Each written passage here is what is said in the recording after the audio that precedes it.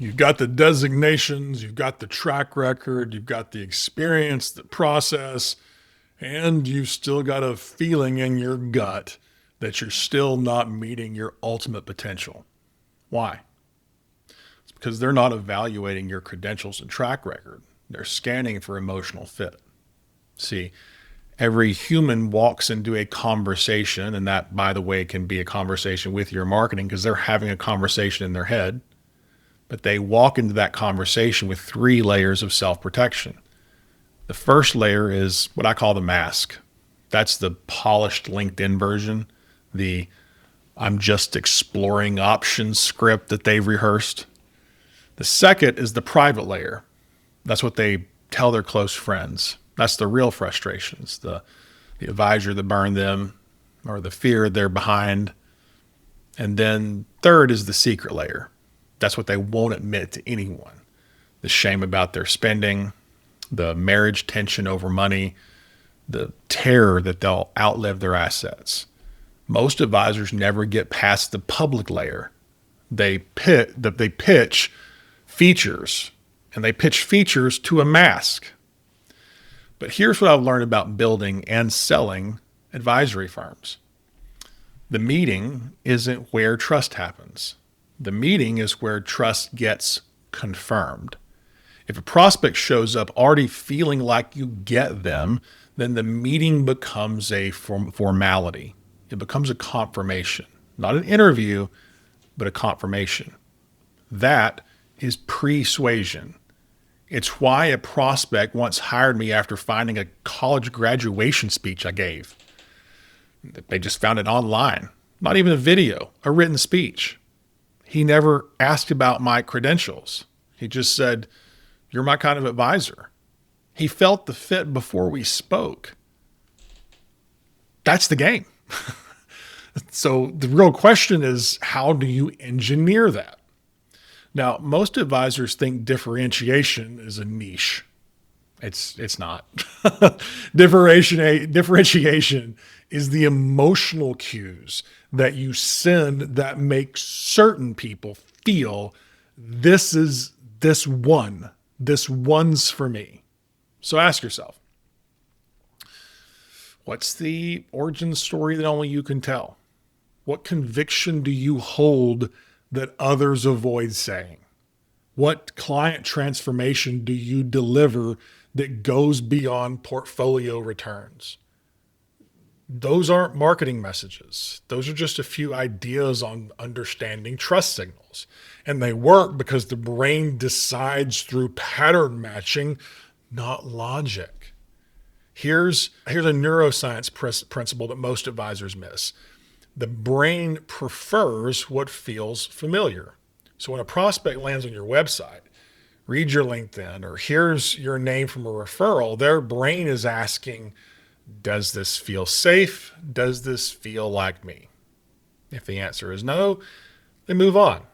If the answer is yes, then they lean in. So your job isn't to be louder, it's to be recognizable. That means your messaging is not just something you get from a quick template that you fill out a little questionnaire. Your messaging should reflect their language, not industry jargon. That's not as simple as picking a niche. Your story should mirror their journey, not your resume. Your presence should signal their values, not generic professionalism. And this is why I teach advisors to map psychographic resonance before they write a single piece of content. So here's the mistake.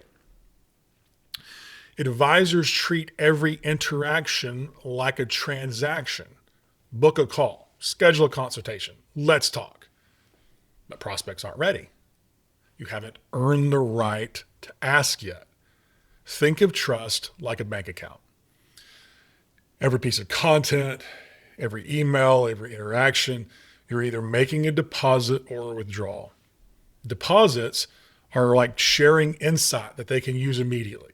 It's like naming a frustration that they thought that only they felt, or telling a story that makes them feel understood. Withdrawals are asking for their time, or pitching your process, or making them feel sold to. And most advisors are overdrawn before the first meeting. And I mean, here's where most of marketing really dies. It stays rational, or it rationally speaks to to feelings. We offer comprehensive planning. Our process is fiduciary driven. We got 30 years of experience. Cool. So does everyone else.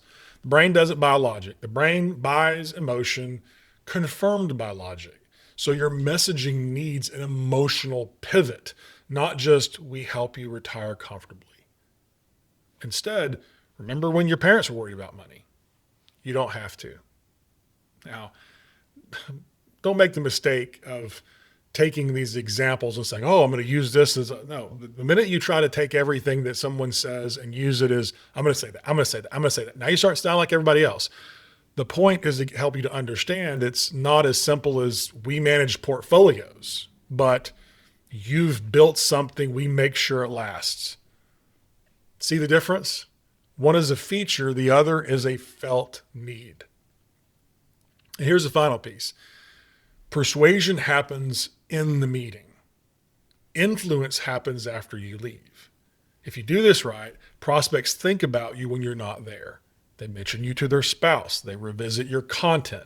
They feel like they've already made the decision. They just need to confirm it. That's when the meeting becomes easy because you're not convincing them. You're confirming what they already felt. So the truth is, marketing isn't broken. So many advisors ask me, do I need to change my marketing? Maybe, but usually not. Marketing isn't usually broken. Marketability is. If you want to stop being just another option, you need to engineer emotional magnetism before the meeting. And that's what I teach in my Magnetic Marketability Amplifier program. Link is in the description. Thanks for joining me today.